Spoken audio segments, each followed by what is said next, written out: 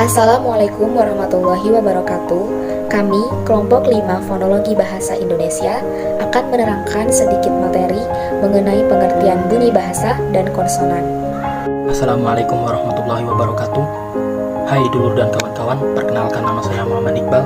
Di sini saya akan membahas pengklasifikasian materi bunyi bahasa dan juga konsonan. Bunyi bahasa dapat diklasifikasikan menjadi 3, yaitu vokal, konsonan, dan semivokal. Untuk vokal sendiri adalah huruf hidup, suara di dalam bahasa lisan yang diciri khaskan dengan pita suara yang terbuka sehingga tidak ada tekanan udara yang terkumpul di atas glotis. Vokal kontras dengan konsonan yang diciri khaskan dengan penutupan satu atau lebih titik artikulasi di sepanjang rongga suara. Lalu, huruf vokal merupakan huruf-huruf yang dapat berdiri tunggal dan dapat menghasilkan bunyi sendiri.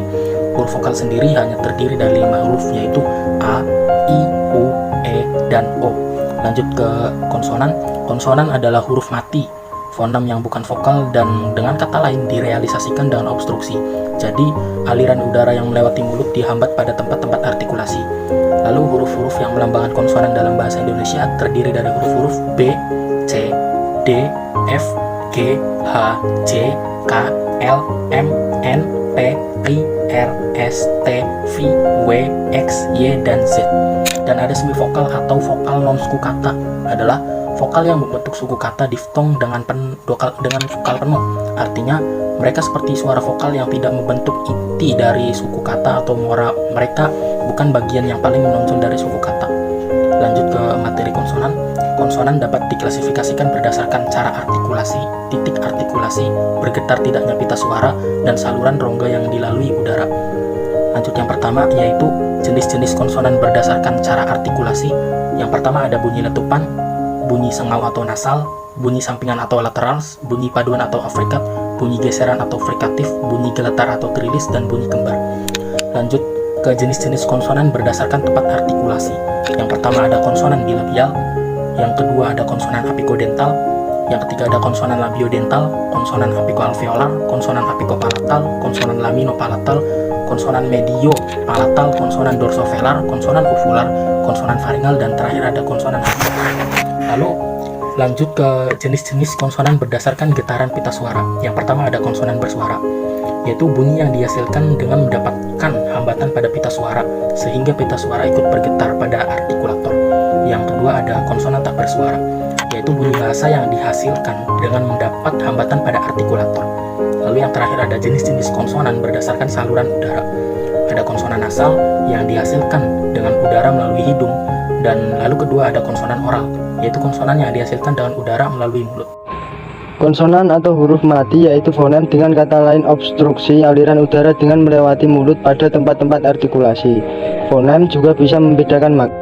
Bunyi bahasa dibedakan menjadi 2, yaitu vokal dan konsonan. Vokal berasal dari suara yang terbuka sedikit.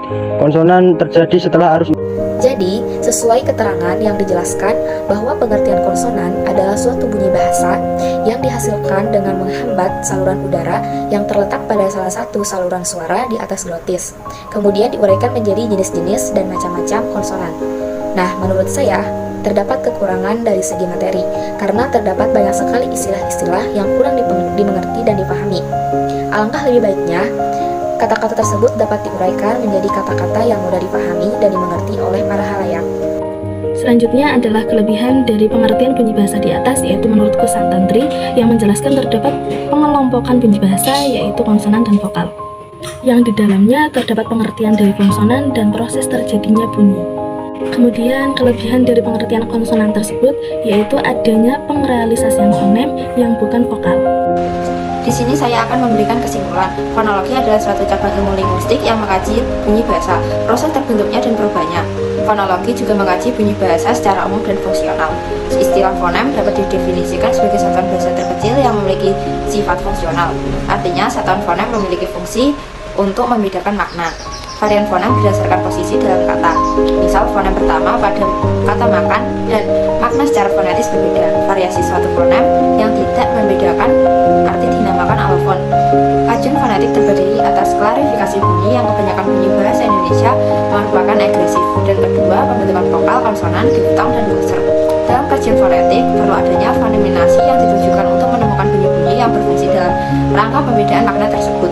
Dengan demikian, Eksaminasi itu bertujuan untuk menentukan struktur fonemis sebuah bahasa, membuat ortografi yang praktis atau ejaan sebuah bahasa. Nah, jadi konsonan merupakan huruf mati, sedangkan huruf mati adalah fonem yang bukan vokal. Konsonan juga memiliki kelebihan diantaranya yaitu terdapat parallelisasi fonem yang bukan vokal. Selain memiliki kelebihan, konsonan juga memiliki kekurangan, yaitu dari segi materi karena banyak istilah yang kurang dipahami.